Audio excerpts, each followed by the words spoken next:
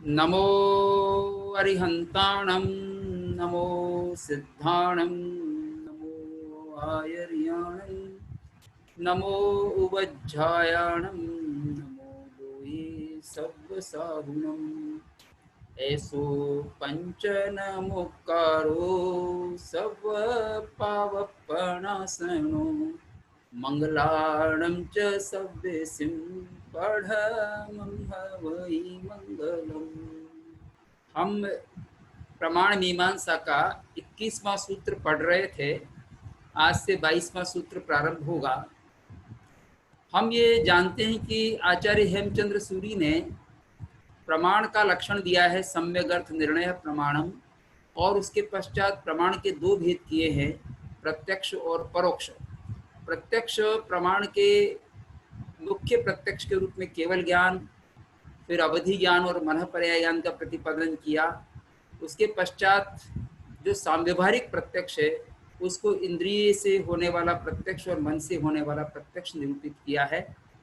उसके साथ साथ जब इंद्रिय प्रत्यक्ष की बात कही तो इंद्रियों का विवेचन चल रहा है। 5 प्रकार की इंद्रियों का कथन हुआ और उनके 5 भिन्न भिन्न विषयों का कथन हुआ। अब 5 प्रकार की जो इंद्रियां हैं वो 5 प्रकार की इंद्रियां 2 प्रकार की हैं, द्रव्येंद्रिय और भावेंद्रिय के रूप में। उसी का विवेचन आज प्रारंभ होगा। द्रव्य भाव भेदानी इत्युक्तम, ये कह दिया गया है कि द्रव्य और भाव के भेद वाली हैं इंद्रियां। तानी क्रमेण लक्षयति, उनका क्रम से लक्षण करते हैं। लक्षयति आज हेमचंद्र लक्षयति, वो अपने को प्रथम पुरुष बना करके लक्षयति शब्द का प्रयोग कर रहे हैं। आप सूत्र में कह रहे हैं द्रव्येंद्रियम नियताकारा पुद्गला। द्रव्येंद्रिय क्या है? नियत आकार वाले पुद्गल ही द्रव्येंद्रिय है। यानी कि द्रव्येंद्रिय का जो निर्माण है वो पुद्गलों से होता है और वह निर्माण नाम कर्म के उदय से होता है। हम जो 8 प्रकार के कर्मों का बंधन करते हैं उनमें एक कर्म नाम कर्म भी है और नाम कर्म से शरीर आदि की रचना होती है। हमको औदारिक शरीर जो प्राप्त हुआ है वो नाम कर्म से प्राप्त हुआ है और इस शरीर में जो इंद्रियों की प्राप्ति होती है द्रव्य के रूप में, द्रव्येंद्रिय के रूप में जो इंद्रियों का निर्माण होता है, रचना होती है, वह निर्माण पुद्गलों से होता है। उसमें विशिष्ट पुद्गलों का उपयोग होता है। शरीर पूरा पुद्गलों से बना हुआ है, औदारिक वर्गणा के पुद्गलों से बना हुआ है। पूरा शरीर तो विशिष्ट पुद्गलों से निर्मित होता है और चेतना इसमें रहने से कार्य करते हैं, शरीर इंद्रिय आदि। अब इसका विवेचन कर रहे हैं कि द्रव्येंद्रिय जो है नियत आकार वाले, निश्चित आकार वाले पुद्गलों को द्रव्येंद्रिय कहा है। द्रव्येंद्रिय शब्द एक वचन में दिया है और नियत आकार वाले पुद्गल, नियत आकार वाले पुद्गल कौन से? जो इंद्रिय के आकार वाले पुद्गल है वो जो द्रव्येंद्रिय कहलाते। द्रव्येंद्रियम इत्येक वचनम जात्याश्रयणात्। अब यहाँ द्रव्येंद्रिय शब्द को एक वचन में क्यों लिया है? तो कह रहे हैं कि जाति के आश्रय से। जाति, जब हम किसी की जाति का कथन करते हैं तो एक वचन का प्रयोग किया जाता है। जैसे मनुष्य एक जाति है तो हम सबको मनुष्य शब्द से कह देते हैं। इसी तरह से कोई पशु है तो पशु एक जाति है, उस सारे पशुओं को एक शब्द से कह देते हैं, पशु हैं। और इसी तरह से यहाँ पर इंद्रिय के रूप में और द्रव्येंद्रिय को एक जाति मान करके द्रव्येंद्रिय का एक वचन में प्रयोग किया है। तो द्रव्येंद्रिय में सब 5 इंद्रियां आ जाएंगी। 5 इंद्रियां द्रव्येंद्रिय होती है। स्पर्श इंद्रिय भी, रसना इंद्रिय भी, घ्राण इंद्रिय भी, चक्षुर इंद्रिय भी और श्रोत्रेंद्रिय भी। ये 5 इंद्रियां द्रव्येंद्रिय भी होती है, भावेंद्रिय भी होती है। द्रव्येंद्रिय का कथन कर रहे हैं तो यहाँ जात्याश्रयणात्, जाति के आश्रय लेने से द्रव्येंद्रिय को एक वचन में कहते हैं। नियतो विशिष्टो बाह्य आभ्यंतरश्च आकारः संस्थान विशेषो येषां ते नियताकाराः पूरण गलन धर्माणः स्पर्श रस गंध वर्णमन्तः पुद्गलाः तथा ही श्रोत्रादिषु कर्ण शष्कुली प्रवृत्तिर्बाह्यः पुद्गलानां प्रचयो यश्च आभ्यन्तरः कदम्ब गोलकाद्याकार स सर्वो द्रव्येंद्रियम पुद्गल द्रव्य रूपत्वात्। ये पुद्गल द्रव्य रूप होने से द्रव्येंद्रिय है। अब नियताकार को समझा रहे हैं। ऊपर नियताकारा शब्द आया है, उसकी विवेचना कर रहे हैं। नियतो विशिष्टो, नियत यानी विशिष्ट, एक निश्चित आकार, विशेष आकार। वो कैसा है? बाह्य आभ्यंतर आकार, बाह्य आकार और आभ्यंतर आकार। यानी जब इंद्रियों का निर्माण होता है तो इंद्रियां कुछ हमको बाहर दिखाई पड़ती हैं, कुछ भीतर भी उसका स्वरूप रहता है। जैसे हम बाहर से एक कर्ण दिखाई पड़ रहा है, बाहर से तो कर्ण इतना ही दिखाई पड़ रहा है, लेकिन ये भीतर तक ये इंद्रिय काम कर रही, भीतर तक इसका निर्माण हुआ है, भीतर तक ये है, तब वो हमारी इंद्रिय के रूप में काम कर पाता है, उपकरण इंद्रिय के रूप में काम कर पाता है। जिस नासिका है, हमको बाहर से ये नासिका नजर आती है, अंदर की नजर नहीं आती, पर अंदर ही वास्तव में सुगंध तो अंदर से ली जाती है। तो आभ्यंतर इंद्रिय का स्वरूप और बाह्य इंद्रिय का स्वरूप दो तरह से नियत आकार होता है। चक्षु में भी हम देखते हैं तो चक्षु ये बाहर से दिखाई पड़ रहा है, पलकें हैं, हमारी भुएं हैं, लेकिन अंदर जो आकार है जिसको वो बोलते हैं हम गोलक बोलते हैं, यानी जिसमें सफेद रंग का और काले रंग का जो, इसको आज की भाषा में विशेष शब्द जो दिया जाता है, कैसे शुरू होता है, क्या शब्द मुझे ध्यान में नहीं आ रहा। ये शब्द जो है जिसको हम आंख के इंग्लिश में क्या कहते हैं? रेटिना कहते हैं क्या सर?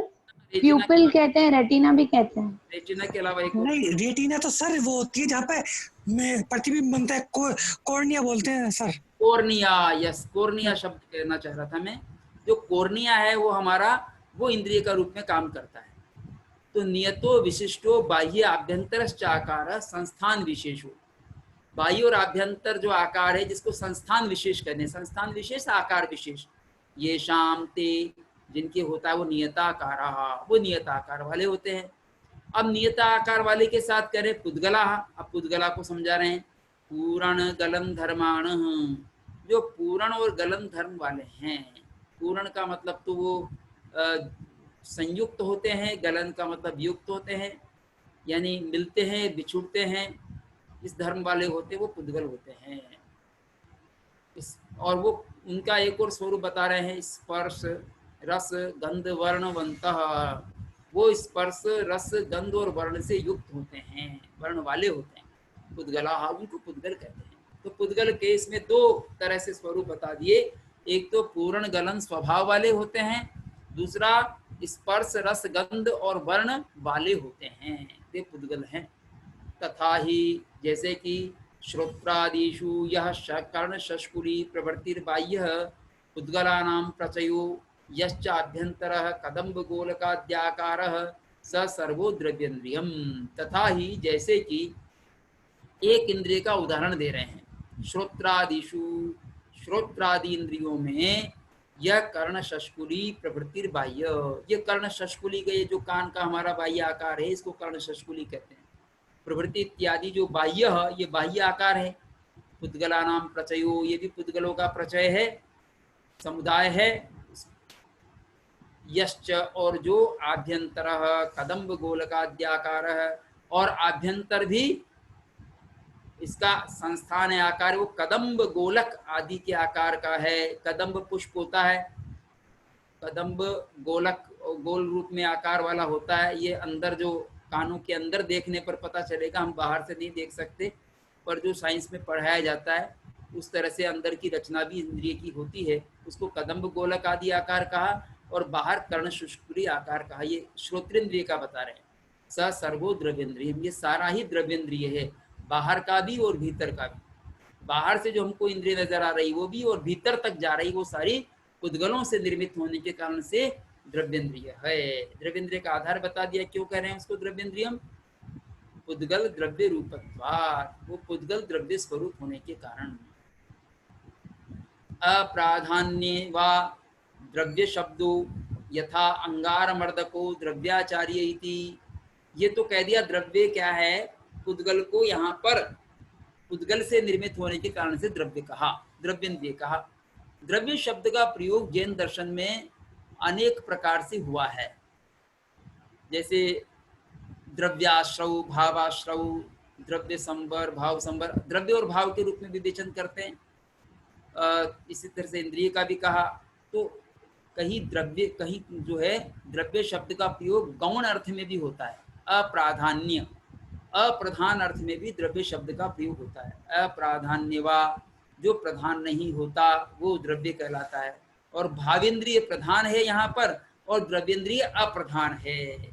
इस बात को भी बताना चाह रहे हैं आचार्य हेमचंद्र, इसलिए अप्राधान्य शब्द का कथन किया है कि द्रव्येंद्रिय प्रधान नहीं है, भावेंद्रिय प्रधान है।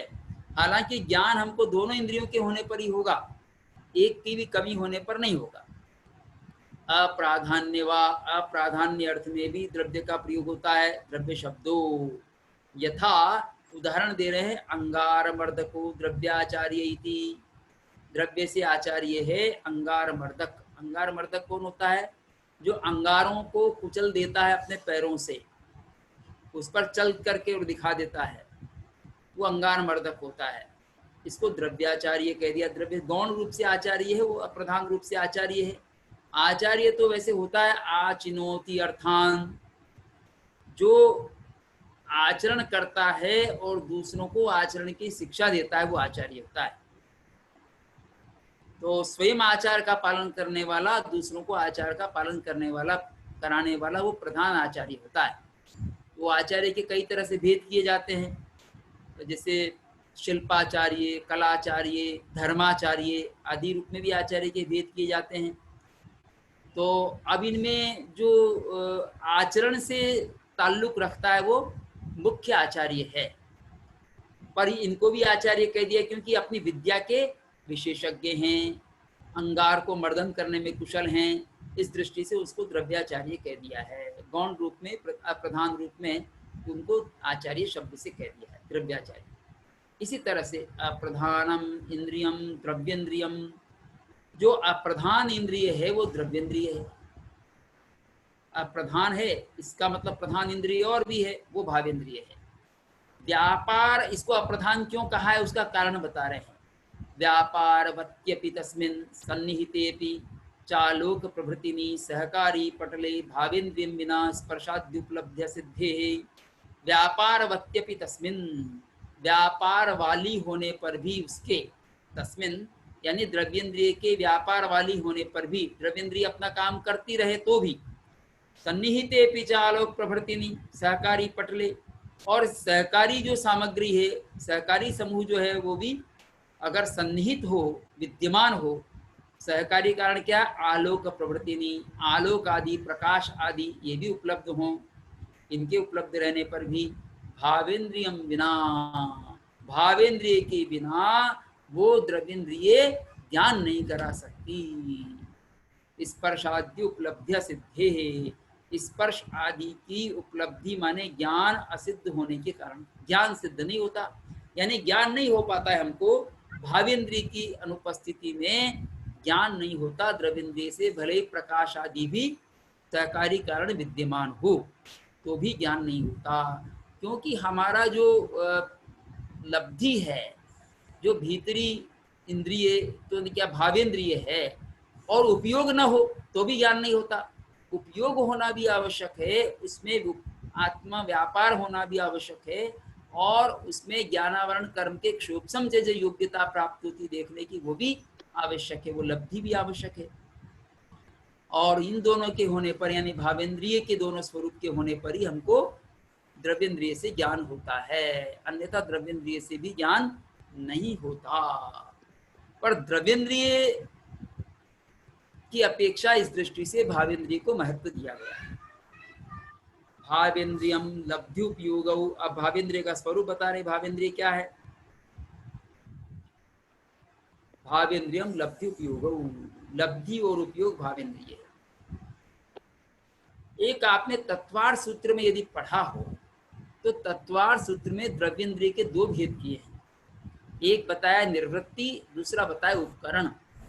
निर्वृत्ति उपकरणम, निर्वृत्ति उपकरणौ द्रव्येंद्रियम, निर्वृत्ति और उपकरण जो है वो द्रव्येंद्रिय है, और लब्धि उपयोग भावेंद्रियम, लब्धि और उपयोग भावेंद्रिय है। तो लब्धि उपयोग तो दोनों कह दिया इसमें, निर्वृत्ति और उपकरण नहीं कहा। तो निर्वृत्ति कहते हैं रचना को, इंद्रिय की जो रचना हुई पुद्गलों से वो तो निवृत्ति है, चाहे वो बाह्य हो या आभ्यंतर हो। और जब वो उपकरण का रूप धारण कर लेता है, उपकरण का मतलब जो उपकार करता है, निवृत्ति रचना का जो उपकार करता है और उसको उपकरण का स्वरूप प्रदान कर देता है, वो उपकरण इंद्रिय होता है। तो आभ्यंतर और बाह्य इंद्रिय मिलाकर के उपकरण का काम करेगा। उपकरण सही होना चाहिए। जैसे ये भी एक उपकरण है, चश्मा एक उपकरण है, चश्मा उपकरण है, उपकरण बन गया है तो बाह्य रचना के आधार पर बना है। अब उपकरण अगर ये नहीं बने, जैसे मान लीजिए डंडी डंडी हो, अंदर का ये नहीं हो, या अंदर का हो बाहर का नहीं हो, उपकरण का शेप पूरा नहीं बने तो हमको दिखाई नहीं पड़ेगा। तो अब भावेंद्रिय को बता रहे, भावेंद्रियम लब्धि उपयोग, लब्धि और उपयोग स्वरूप भावेंद्रिय होता है। लंभनम लब्धि ही ज्ञानावरण कर्म क्षोक्षम विशेषः। लंभनम लब्धि, लंभन होना, प्राप्ति होना, ये लब्धि है। लब धातु से बना है, तिन प्रत्यय होकर के लब्धि। तो ये लब्धि किस आधार पर कहा जाता है, किसको कहा जाता है? तो यत् सन्निधानाद आत्मा द्रव्येन्द्रिय निवृत्ति प्रति व्याप्रियते तन्निमित्त आत्मनः परिणाम विशेष उपयोग। जिसकी सन्निधान से, जिसकी निकटता से आत्मा द्रव्येन्द्रिय निवृत्ति प्रति, द्रव्येन्द्रिय के रचना के प्रति व्याप्रियते व्यापार करता है, तन्निमित्त आत्मा परिणाम विशेष उपयोग। उस निमित्त से होने वाला आत्मा का परिणाम विशेष उपयोग है। यानी जब द्रव्येंद्रिय होती है और द्रव्येंद्रिय से हम काम लेना चाहते हैं, उससे व्यापार करना चाहते हैं, तब जो आत्मा का परिणाम विशेष होता है वो उपयोग कहलाता है। उपयोग हम एक बार में एक ही इंद्रिय से कर सकते हैं। जब देखना हो तब देख सकते हैं, सुनना हो तब सुन सकते हैं, और जब जो जो इंद्रिय से जैसा जैसा काम करना होगा उसके प्रति उपयोग काम करता है। अत्रापि भावेन्द्रियम इत्येक वचनम जात्याश्रयणात्, यहाँ पर भी भावेन्द्रिय शब्द जो एक वचन में है, और उसका भी आधार क्या है? जाति का आश्रय लेना। भावेन्द्रिय को एक जाति मान करके और यहाँ पर भी एक वचन का प्रयोग किया गया है। भाव शब्दों अनुपसर्जनार्थः, भाव शब्द का प्रयोग अनुपसर्जन के लिए किया गया है। अनुपसर्जन यानी प्रधानता के लिए। अब सर लंबनम लब्धि का शब्दार्थ यहाँ क्या होगा? फिर से एक बार लेंगे सर। लंभनम का मतलब है, ये भी लब धातु से बना है, और लंभनम का मतलब है प्राप्ति होना, प्राप्ति, और लब्धि का मतलब भी प्राप्ति होता है। तो लंभनम ये इसका स्वरूप समझाया है, लंभनम लब्धि ही। लंभनम प्राप्ति होना ही लब्धि है। ज्ञानावरण कर्म क्षोभम विशेषः, ये ज्ञानावरण कर्म के क्षोभम विशेष ही लब्धि कहा जाता है।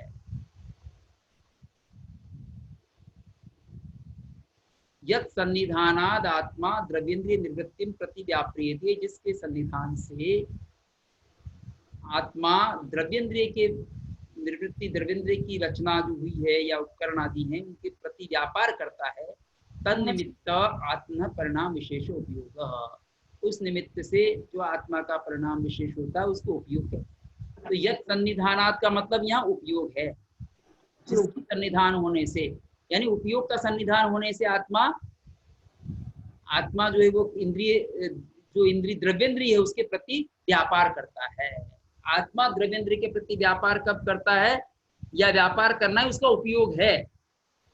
जैसे उपयोग शब्द बड़ा वैसे प्रैक्टिकल शब्द है, ये उपयोग आत्मा का व्यापार उपयोग है। हम जब जैसे वस्तु को काम में लेते हैं तो हम उसको कहते हैं कि उपयोग करते हैं, ऐसी इंद्रिय का जब काम में ले रहे हैं इंद्रिय का तो वही उपयोग है।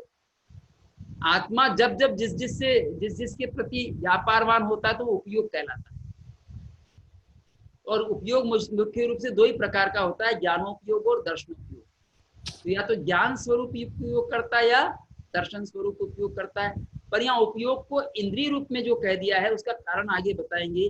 कारण रूप में उसको उपयोग कह दिया है, कार्य रूप में ज्ञान होता है, कारण रूप में भी उपयोग कहता है, वो कारण और कार्य दोनों स्वरूप में उपयोग कह दिया है।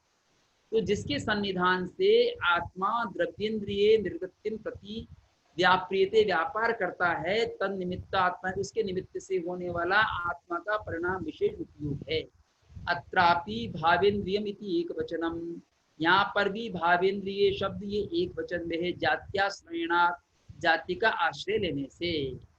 भाव शब्दों अनुपसर्जनार्थ, भाव शब्द जो है वो प्रधानता का वाचक है, प्रधानता को बता रहा है भाव शब्द, या अनुपसर्जन शब्द प्रधानता का वाचक। यथैव इंधन धर्म योगित्वेन अनुपचरित इंद्रत्वो भावेन्द्र उच्यते तथैव इंद्रलिंगत्वादि धर्मयोगेन अनुपचरित इंद्रलिंगत्वादि धर्मयोगी भावेन्द्रियम्। इस प्रकार से, तो यथेव जिस प्रकार से इंधन धर्म योगित्वेन, इंधन यानी ऐश्वर्य, ऐश्वर्य धर्म के योग से अनुपचरित इंद्रत्वो भावेन्द्र उच्यते, अनुपचरित उपचार से रहित यानी प्रधानता से युक्त इंद्रत्वो, इंद्र स्वरूप जो है भावेन्द्र उच्यते, भावेन्द्र कहलाता है। यानी वास्तव में जिसके पास ऐश्वर्य हो वो भाव से भी इंद्र है, द्रव्य से इंद्र तो हम, जिसके पास ऐश्वर्य नहीं, भाव से इंद्र कब होगा, जब वह ईंधनशील होगा, ऐश्वर्यशील होगा, ऐश्वर्य धर्म का योग उसमें होगा, तब वो प्रधानता से इंद्र कहलाएगा, वो भावेंद्र है। उसी तरह से तथैव, उसी प्रकार से इंद्र लिंगत्वादि धर्म योगेन, इंद्र कहते हैं आत्मा को, आत्मा का लिंग रूप में जब वह इंद्रिय काम करेगा तो इंद्र लिंगत्वादि धर्म योगेन, इंद्र लिंगत्वादि धर्म के योग से अनुपचरित यानी प्रधान रूप से, उपचार से तो गौण होता है, ये प्रधान रूप से अनुपचरित कहलाता है। इंद्रलिंगत्वादि धर्म योगी, इंद्रलिंगत्वादि धर्म का योग करने वाला भावेंद्रिय कहलाता है। यानी भावेंद्रिय ही मुख्य रूप से आत्मा का, आत्मा के इंद्रिय का रूप काम करता है, इंद्रिय रूप में काम करता है भावेंद्रिय मुख्य रूप से, और उपचरित रूप से द्रव्येंद्रिय भी काम करता है, अनुपचरित रूप से भावेंद्रिय काम करता है। यहाँ ये कहना चाहे लिंगत्वादि धर्मयोगी भावेंद्रियम, वो भावेंद्रिय है। तो ये भावेंद्रिय का स्वरूप बता दिया है। अब आगे कह रहे हैं तत्र लब्धि स्वभावं तावदिन्द्रियं स्वार्थ संवित्तौ आत्मनो योग्यताम आदधत भावेन्द्रियताम प्रतिपद्यते। तत्र, अब वहां पर उसमें आगे लब्धि स्वभावं तावदिन्द्रियम, लब्धि स्वभाव वाला जो इंद्रिय है वो स्वार्थ संवित्तौ, स्व और अर्थ के ज्ञान में, आत्मनो योग्यताम आदधत, अपनी योग्यता को धारण करता हुआ, भावेन्द्रियताम प्रतिपद्यते, भावेन्द्रियता को प्राप्त करता है। तो लब्धि स्वभाव वाला जो इंद्रिय है, यानी लब्धि इंद्रिय जो है, लब्धि भावेंद्रिय जो है, उसके बारे में कह रहे हैं कि जो लब्धि स्वभाव वाला जो भावेंद्रिय है, उनमें से, तत्र उन दोनों में से, तावद इंद्रियम वो जो इंद्रिय है वो स्व और अर्थ के ज्ञान में, अपने और पदार्थ के ज्ञान में, आत्मनो योग्यता, अपनी योग्यता को धारण करता हुआ भावेंद्रिय शब्द को प्राप्त करता है, या भावेंद्रिय के स्वरूप को प्राप्त करता है। भावेंद्रियताम, भावेंद्रियत्वम प्रतिपद्यते, प्राप्त करता है।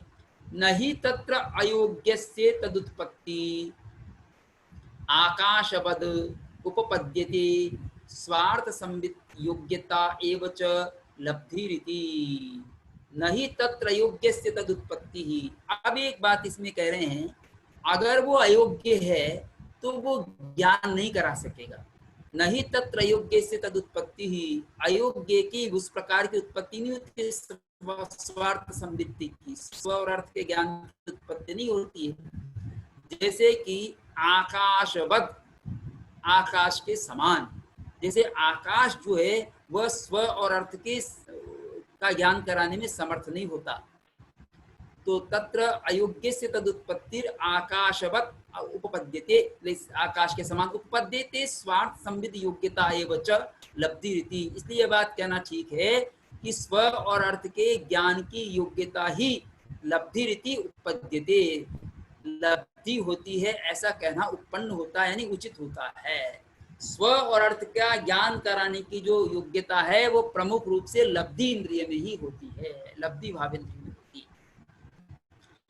यानी ज्ञानावरण का क्षोभम विशेष ही स्व और अर्थ के ज्ञान कराने में विशेष कारण बनता है, ये बता दिया इन्होंने इससे।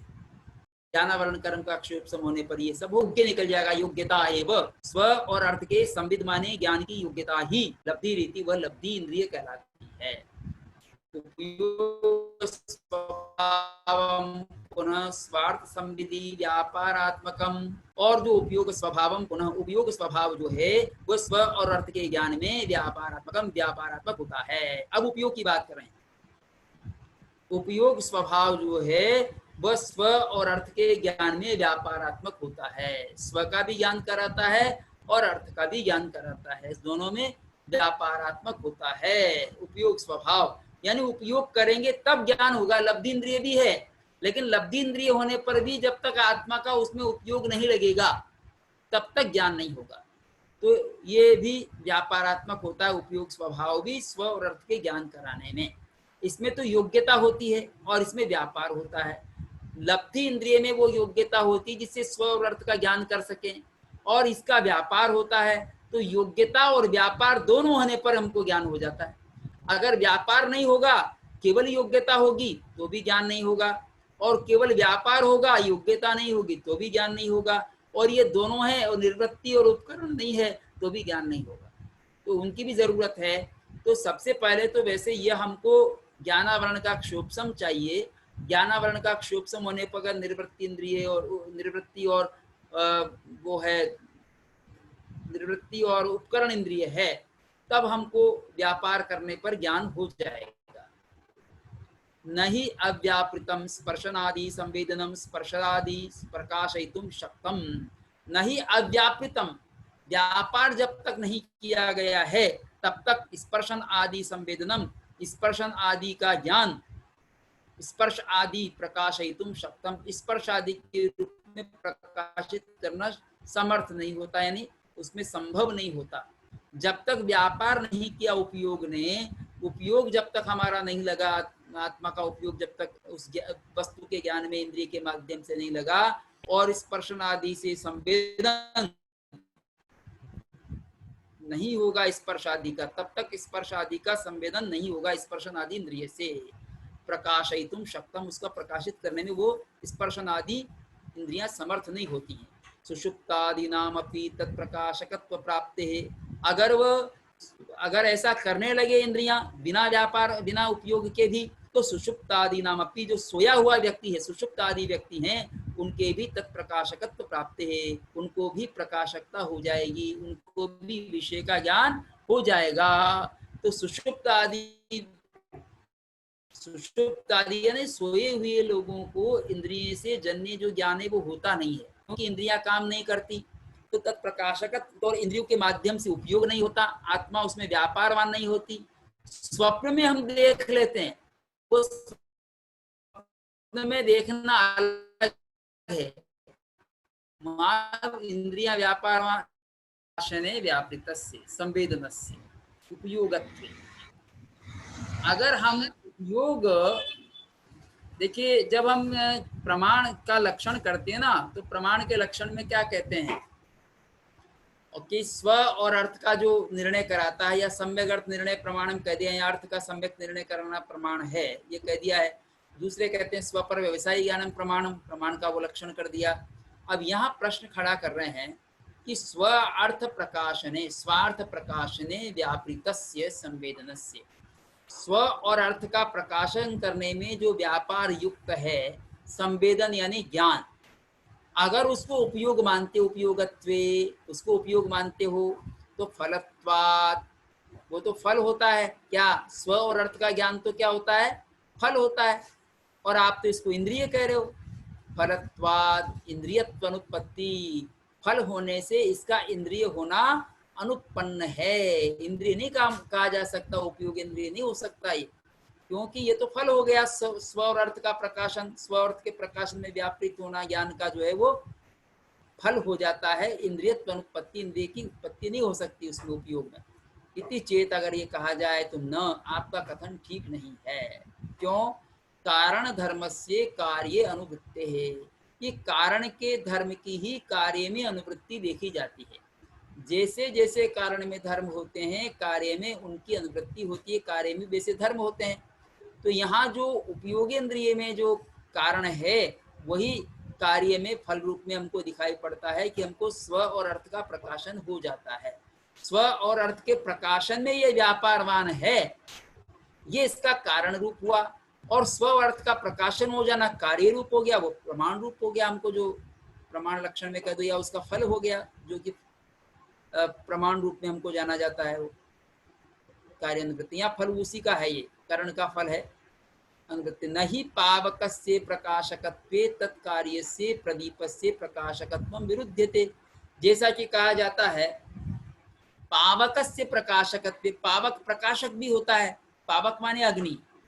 पावकस्य प्रकाशकत्वे नहीं पावकस्य प्रकाशकत्वे तत्कार्यस्य प्रदीपस्य, उसका जो कार्य है दीपक जलना। तो पावक जो अग्नि है, अग्नि भी प्रकाशक होती है, लेकिन उसका कार्य जो दीपक है प्रदीपस्य, उसका और प्रकाशकत्वम विरुद्धते। प्रदीप जिसका कार्य है, जैसे हम दीपक से दीपक जलाते हैं, तो पावक से और दीपक को जला गया तो एक कारण है, दूसरा कार्य है, फिर भी उससे उसका प्रकाशकत्व न विरुद्धते, नहीं प्रकाशकत्व विरुद्धते, उसी प्रकाशकता का कोई विरोध नहीं होता है। तो नहीं पावकस्य प्रकाशकत्वे, अग्नि के प्रकाशक मान लेने पर तत्कार्य से, उस अग्नि का जो कार्य प्रदीप है दीपक है, उसका प्रकाशकत्व नहीं विरुद्धते, उसकी प्रकाशकता का कोई विरोध नहीं होता है। ये भी प्रकाशक है, उसका कार्य भी प्रकाशक हो सकता है। ऐसे ही उपयोग जो है वो कारण है और फल रूप में हमको ज्ञान स्व अर्थ का प्रकाशन हो सकता है। स्वार्थ प्रकाशन स्वरूप उपयोग है और स्वार्थ प्रकाशन स्वरूप हमको फल भी हो सकता है, इसमें कोई बाधा नहीं होनी चाहिए, ऐसा आचार्य श्री कह रहे हैं। न च येनैव स्वभावेन उपयोगस्य इंद्रियत्वं तेनैव फलत्वं इष्यते येन विरोधः स्यात्। एक और नया स्पष्टीकरण दे दिया है, वो दिया है येनैव स्वभावेन उपयोगस्य इंद्रियत्वं, जिस स्वभाव से उपयोग की इंद्रियता स्वीकार की गई है, जिस स्वभाव से इंद्रिय की उपयोगिता स्वीकार की गई है, तेनेव उसी स्वभाव से फलत्वम इष्यते, न च फलत्वम इष्यते, उस स्वभाव से उसकी फल होना स्वीकार नहीं किया जा रहा है, फल होना इष्ट नहीं है। जिस स्वभाव से वह इंद्रिय है उस स्वभाव से फल नहीं है, दोनों का स्वभाव भिन्न है। ये न विरोध से, जिससे इनमें विरोध होवे, यानी इनमें कोई विरोध नहीं है। उसी प्रक्रिया में एक स्वभाव तो कारण रूप में काम कर रहा है, इंद्रिय रूप में काम कर रहा है, एक फल रूप में कार्य रूप में काम कर रहा है, इन दोनों में कोई विरोध नहीं है। ये चर्चा वहां पर सर्वार्थ सिद्धि में भी की गई है, वहां भी इस प्रकार की चर्चा है। साधक तम स्वभावेन ही तस्य इंद्रियत्वं क्रियारूपतया च फलत्वं, साधक तम स्वभावेन ही, साधक तम स्वभाव से तस्य इंद्रियत्वम, उसकी इंद्रियता है, वो साधकतम है इस रूप में, तो वो इंद्रिय है, करण है। क्रिया रूपतया च फलम, और जब ज्ञान हो जाता है तो क्रिया रूप हो गया, वो फल रूप हो गया। फलत्वम यथैव हि प्रदीपः प्रकाशात्मना प्रकाशयति, जिस प्रकार से प्रदीप माने दीपक प्रकाशात्मना प्रकाश स्वरूप से प्रकाशयति प्रकाशित करता है, इत्यत्र साधकतम, इसमें साधकतम होता है दीपक, प्रकाश स्वरूप से प्रकाशित करता है। प्रकाशात्मा करणम, उसकी प्रकाश स्वरूपता करण है। क्रियात्मा फलम, और प्रकाशित कर देना फल है। तो दीपक प्रकाश स्वरूप है स्वयं, और प्रकाशित करना उसका काम है। तो उसमें साधकतम कौन है? प्रकाशात्मा, साधकतम, ये दीपक साधकतम है। प्रदीप प्रकाशात्मा, प्रकाश स्वरूप होने से साधकतम है, और प्रकाशात्मा कर्ण है, और क्रियात्मा फल है। उसका प्रकाशक प्रकाश स्वरूप ही उसका कर्ण बन जाता है, और क्रिया उसका यानी प्रकाशित कर देने रूप जो क्रिया है वही फल हो जाती है। इसी तरह से स्वतंत्रत्वाच्च कर्ता इति, स्वतंत्र होने से कर्ता इति सर्वमिदं अनेकांतवादे न दुर्लभम इत्यलं प्रसंगेन, स्वतंत्रत्वाच्च स्वतंत्र होने से वह आत्मा स्वतंत्र भी है, इसलिए करता है, आत्मा जानने का काम करता है, स्वतंत्र होने से वो करता है। और जो इंद्रिय है, उपयोग व्यापारवान जो इंद्रिय है, वो हो गया इंद्रिय स्वरूप, और जिससे हमको स्व और अर्थ का ज्ञान हुआ वो हो गया फल। इस तरह से सर्वम इदम, ये सारा कुछ अनेकांतवाद में सब सुलभ हो जाता है। न दुर्लभम, दुर्लभ नहीं है। इति अलम प्रसंगेन, इस प्रसंग को इतना ही बस किया जाए, इतना ही रखा जाए, ज्यादा विस्तार करने की आवश्यकता नहीं है। इस तरह से संक्षेप में आचार्य श्री ने यहाँ पर प्रकाश डाला है। जो हो चुका है उसमें एक दो डाउट्स है। हाँ, डाउट है तो वो पूछ लीजिए। जी सर, जो पैरा नंबर 85 है उसमें से पूछ रही हूँ। हाँ बोलिए। जी सर, ये वाला पार्ट एक्चुअली समझ में नहीं आया कि जैसे ईंधन रूप क्रिया के पाए जाने के कारण उसमें इंद्रत्व प्रदान वास्तविक है, वो वाला थोड़ा कम समझ देखो आया। ऐसा है, हमारे यहाँ जो है ना व्युत्पत्ति परक शब्द होते हैं, उनके अनुसार अर्थ किए जाते हैं। तो इंद्र शब्द कैसे बना? इंद्र के बहुत सारे पर्यायवाची हैं। तो एक तो होता है शक्र, शक्र का मतलब होता है शकनशील, यानी जो सामर्थ्य युक्त हो उसको शक्र कहते हैं। ऐसे ही उसको कहा है शचीपति, शची का जो पति होता है वो भी इंद्र होता है, लेकिन वो शची के पति की अपेक्षा से शचीपति है। ऐसे इंद्र का नाम इंद्र धातु से बना है, इंद्र धातु से ही ईंधन बना है। ईंधन का मतलब है ऐश्वर्यशील, तो इंद्र जो है ऐश्वर्यशील होता है, ऐश्वर्यशील होने से उसको इंद्र कहते हैं। तो वहां पर ये जो अर्थ है इंद्र शब्द का वो घटित होना चाहिए, तब वो भाव से वो शब्द ये अर्थ रखेगा। भाव से कि वो ईंधनशील है तो हम भाव से इंद्र कहेंगे। अगर वो ईंधनशील नहीं है यानी वो ऐश्वर्यशील नहीं है तो उसको भाव से इंद्र नहीं कहेंगे, द्रव्य से इंद्र कहेंगे। जी आप समझ में आ रही है? जी सर। जैसे कोई अध्यापन करता है उसके लिए हम क्या कहते हैं? अध्यापक। अब भाव से वो अध्यापक तब कहलाएगा जब वो अध्यापन कर रहा हो। अगर वो अध्यापन नहीं करता है और रिटायर हो गया है तो हम उसको अध्यापक द्रव्य से कह सकते हैं, भाव से नहीं कह सकते। भाव से जब वो क्रिया उस प्रकार की करता है तभी हम उसको भाव से वैसा नाम दे सकते हैं। तो भाव से भावेंद्र वो कब कहलाएगा? जब वो ईंधनशील होगा तब वो भावेंद्र कहलाएगा, नहीं तो भावेंद्र नहीं कहलाएगा। इसी तरह से भावेंद्रिय कब कहलाएगी? जब वह ज्ञान करने के लिए उद्यत होगी। अब वह भावेंद्रिय में दो बातें कह दी, एक योग्यता रूप कह दी जिसको लब्धि कहा है, और एक व्यापार रूप कह दिया जिसको उपयोग कहा है। तो लब्धि ये होना भी भावेंद्रिय है, इसलिए कि वो होने पर ही ज्ञान हो सकता है। और लब्धि यानी योग्यता हो गई। योग्यता कैसे हुई? ज्ञानावरण कर्म के क्षयोपशम से हुई। और उसमें जब व्यापार करेगा, जानने का काम करेगा, तो व्यापारवान हो गया, वो उपयोग इंद्रिय हो गया, उपयोग भावेंद्रिय हो गया, और एक लब्धि भावेंद्रिय हो गया। इस तरह से। जी सर। नमस्ते जी। मेरी जिज्ञासा थी कि अभी इसके पहले वाला जो 85 शायद नंबर का पैराग्राफ होगा, उसमें बोले। हाँ जी, इसमें लंबनम लब्धि ही ज्ञानावरण कर्म क्षयोपशम विशेषः लिखा है। तो क्षयोपशम केवल ज्ञानावरण कर्म का ही क्यों आवश्यक हो गया? इसमें तो दर्शनावरण कर्म का भी क्षयोपशम लब्धि के साथ जुड़ सकता है। अन्य जो योग्यता तो क्षयोपशम विशेष का नाम है वास्तव में, तो यहाँ एक ही कर्म का क्यों उल्लेख किया आचार्य भगवान ने? हाँ, उसका कारण ये है कि हम जो प्रमाण की चर्चा कर रहे हैं और प्रमाण में जब इंद्रिय प्रत्यक्ष की चर्चा कर रहे हैं तो प्रमाण ज्ञान को ही मानते हैं, दर्शन को प्रमाण नहीं मानते। तो यहाँ पर अपेक्षा उसकी ज्ञान से है, इसलिए ज्ञानावरण कर्म के क्षोपशम विशेष की बात कही है। अगर दर्शन की बात भी करनी होती तो दर्शनावरण कर भी कह सकते थे, लेकिन ज्ञानावरण को ही प्रधान बताया इंद्रिय में।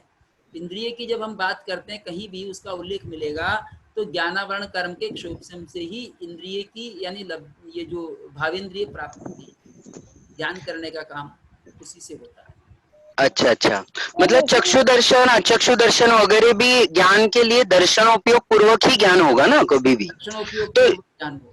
हाँ, तो लब्धि तो योग्यता है, इसलिए मुझे ऐसा लगा कि ज्ञान के लिए दर्शन जरूरी है, इसलिए लब्धि जो उपयोगात्मक है वहां योग्यता तो दर्शनावरण कर्म की भी आवश्यक होगी, ऐसा मुझे लग रहा था। हाँ, दर्शनावरण कर्म का भी क्षयोपशम होता है, ज्ञानावरण कर्म का भी क्षयोपशम होता है, पर यहाँ चूंकि प्रमाण की चर्चा चल रही है और उसमें ज्ञानावरण कर्म के क्षोपशम की ही प्रधानता है, और इंद्रियों को ज्ञानेन्द्रिय कहते हैं, दर्शनेन्द्रिय नहीं कहते। हालांकि ज्ञानेंद्रिय कहते हुए भी उसमें दर्शन भी उनसे होता है, चक्षु दर्शन होता है, अचक्षु दर्शन होता है, पर चक्षु दर्शन अचक्षु दर्शन को प्रमाण की कोटि में नहीं लिया। जी जी जी। वो ज्ञान स्वरूप नहीं है, इसलिए उनको प्रमाण नहीं मानते। अच्छा, जैसा अभी के फिलहाल एक उदाहरण से थोड़ी सी बात और आगे बढ़ा लूं। जैसे नेटवर्क नहीं आ रहा था तो इस वजह से आपकी आवाज या आपका शेयर किया हुआ मैटर नहीं दिख रहा था। हाँ। तो ये अंतराय कर्म का क्षयोक्षम भी हमारे ज्ञान कर्म के लब्धि के लिए ये कहे तो वहां भी उसका भी क्षयोक्षम कहीं ना कहीं आवश्यक होगा या नहीं होगा, लब्धि के लिए केवल? देखिए ऐसा है कि वहां भी लब्धि बताइए, अंतराय कर्म में भी 5 लब्धियां मानी है, दान, लाभ, भोग, उपभोग, वीर्य, ये 5 लब्धियां होती है। तो हमारे जो विशेष काम में आती है वो तो वीर्य लब्धि है। वीर्य लब्धि का प्रयोग करते हैं, हमने वीर्य लब्धि तो हमारे में थी, इसलिए हम प्रयत्न करते रहे। इंटरनेट चला गया तो भी हम प्रयत्न करते रहे और हमको प्राप्त हो गया। लेकिन अब ये जो इंटरनेट का चला जाना है ये अपने कारणों से गया होगा, आवश्यक नहीं कि हमारे कर्म के कारण ही गया हो।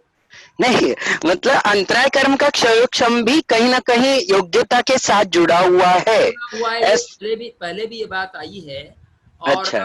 उसमें वीर्यांतराय कर्म का क्षयोक्षम, जब कर्म का क्षयोक्षम भी होना आवश्यक है ज्ञान करने के लिए। जी जी। वीर्यांतराय कर्म का क्षयोक्षम भी आवश्यक है, ज्ञानावरण कर्म का क्षयोक्षम भी आवश्यक है। ओके ओके, मतलब यहाँ ज्ञान का प्रकरण होने से केवल ज्ञानावरण कर्म का उल्लेख, कर्म का भी क्षयोक्षम आवश्यक है, दर्शनावरण कर्म का भी क्षयोक्षम आवश्यक है, लेकिन प्रधानता से यहाँ कथन इसका कर दिया है। Okay okay. क्योंकि जब तक हम जानने का व्यापार नहीं करेंगे ना, व्यापार भी हमारा वीर्यांतराय कर्म के क्षयोक्षम उससे ही होगा, नहीं तो व्यापार भी कैसे करेंगे। सही बात है। बहुत बहुत शुक्रिया सर जी। कहना चाहूंगा इसमें, क्योंकि विषय न्याय का चल रहा है इसलिए इसमें दार्शनिक चर्चा को प्रधानता नहीं होगी, अन्यथा आयु कर्म के बिना तो सारा स्वाध्याय समाप्त हो जाएगा। सर एक और प्रश्न था कि दर्शन को हम प्रमाण की कोटि में क्यों नहीं लेते हैं, इसका मतलब क्या रीजन प्रकरण चलेगा, दर्शन भी आएगा, अवग्रह अवाय धारणा की चर्चा आएगी ना, तब विशेष आएगा। बाकी दर्शन को इसलिए नहीं लेते कि वो निर्विकल्पक होता है, और हमारे यहाँ निर्विकल्पक को प्रमाण की कोटि में इसलिए नहीं लिया कि वो निश्चयात्मक नहीं होता। निश्चयात्मक ज्ञान होने पर ही हम या तो हान कर सकते हैं, या उपादान कर सकते हैं, या उपेक्षा कर सकते हैं। ये पहले बता दिया है कि प्रमाण का जो है उपयोगिता क्या है। प्रमाण की उपयोगिता यही कि हम जिसको जाना है उसका या तो हम छोड़ें, या उसको ग्रहण करें, या उसकी उपेक्षा करें। ये 3 ही काम कर सकते हैं, और ये तीनों काम दर्शन से नहीं होता, ज्ञान होने पर ही होता है, इसलिए ज्ञान को ही प्रमाण माना है। जी सर। व्यवहार में वही उपयोगी है, दर्शन व्यवहार में उपयोगी नहीं है। नमस्ते सर। नमस्ते।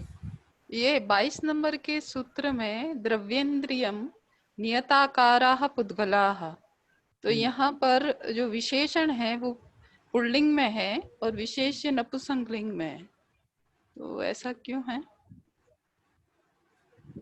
विशेष्य तो देखो यहाँ पर पुद्गला विशेष्य है, नियताकारा विशेषण है। पुद्गला जो है ना वो विशेष्य है, और नियताकारा विशेषण है, दोनों पुल्लिंग में दिए हैं। नहीं, द्रव्येन्द्रियम क्या है फिर? द्रव्येन्द्रियम तो लक्षण जिसका लक्ष्य किया जा रहा है ना वो है, तो ये अलग से दिखाया है, वो इसके विशेषण नहीं बन रहे दोनों। अच्छा, ये विशेषण रूप नहीं है यहाँ? विशेषण नहीं है जी। द्रव्येन्द्रियम शब्द अलग है, नियताकारा पुद्गला इसमें एक विशेषण है, एक विशेष्य है। तो ये आपस में विशेष, जैसे द्रव्येन्द्रियम विशेष ऐसा लक्षण कर सकते हैं, इस तरह से कह सकते हैं। इंद्रिय शब्द तो नपुंसकलिंग ही है, लेकिन हम किसको इंद्रिय कह रहे हैं उसके अपने हिसाब से कथन कर दिया, फिर उसको इंद्रिय कह दिया है। जैसे कह सकते हैं भवन्तः प्रमाणम अत्र, आप यहाँ पर प्रमाण हैं, तो भवन्तः अलग है और प्रमाणम अलग कह दिया है। प्रमाणम तो एक वचन में प्रयोग कर रहे हैं, भवन्तः बहुवचन में प्रयोग कर रहे हैं। आप ही प्रमाण हैं, तो भवान एव प्रमाणम, या तो ये कहेंगे एक वचन में वहाँ पुल्लिंग या नपुंसकलिंग है, और या भवन्तः एव प्रमाणम, आप ही प्रमाण है, ऐसा प्रयोग कर सकते हैं, उसमें कोई बाधा नहीं है। लेकिन वहाँ विशेषण विशेष भाव नहीं है, आप ही प्रमाण है। आप, अब प्रमाण शब्द नपुंसकलिंग में ही होता है, लेकिन जिसको प्रमाण कहा जा रहा है वो पुल्लिंग में भी हो सकता है, वो एक वचन में भी हो सकता है, वो बहुवचन में भी हो सकता है। उस प्रमाणम के कारण हम सामने वाले को भवद नहीं कहेंगे, भवदेव प्रमाणम नहीं कहेंगे।